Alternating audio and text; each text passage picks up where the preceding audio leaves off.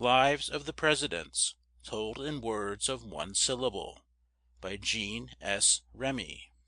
Chapter 11. James Knox Polk. As a boy, James Knox Polk led a life that would please a good many of the boys of today.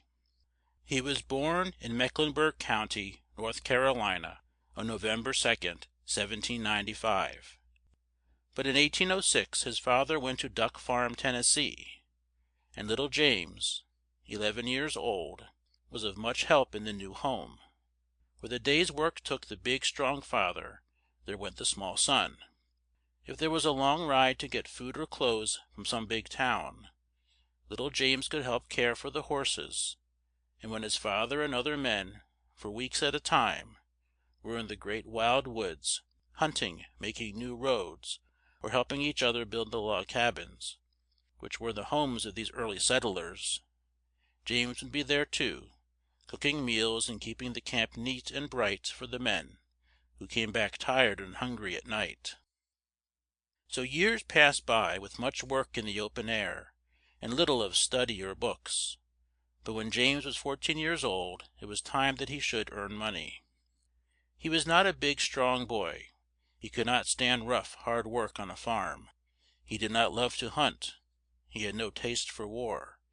So he was put in a small store, that he might learn to manage a big store when he grew old.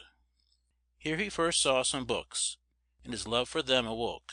For weeks and months he worked alone with any book or paper he could find.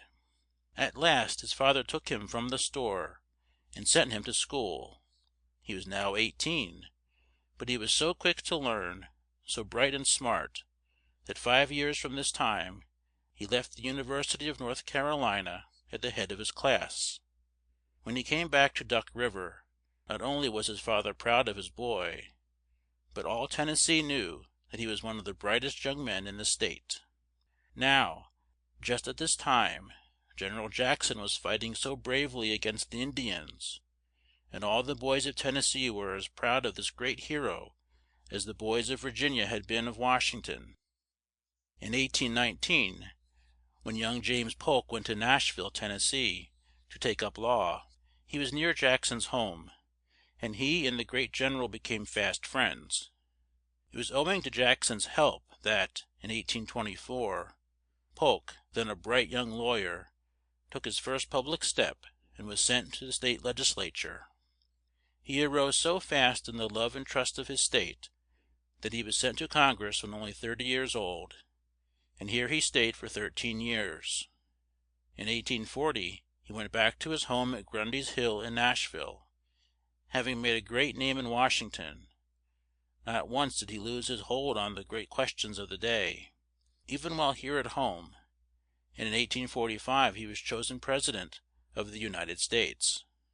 While he was in office, once more the United States was at war, and this war is known as the Mexican War. Its cause was this: our people in Mexico said that a big tract of land down there was theirs. The Mexicans laid claim to it too, so General Taylor went down to see that our rights were looked after.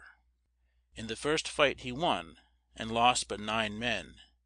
Then he laid siege to the great city of Monterey, and after a hard fight took the town. That same year General Scott took the city of Vera Cruz. On September 14th, 1847, the American troops took the city of Mexico, and the long war was at an end. In 1848 came the news of great gold mines in California, and men went in such numbers to this state that the "gold fever" of 1849 is a well-known term today. While Polk was in the chair, 3 new states came in, and 2 of them were free states, that is, no slaves could be kept there. Just at this time some men formed a band, and said that no slaves should be kept in any new state which the United States should gain. In 1849 Polk went home to Nashville, Tennessee. He was only 58 years old, but he was so worn out with years of work that he lived but a few months after he got home. He died on the 15th of June in the same year. End of chapter 11. Recording by Greg Giordano. Newport Richey, Florida.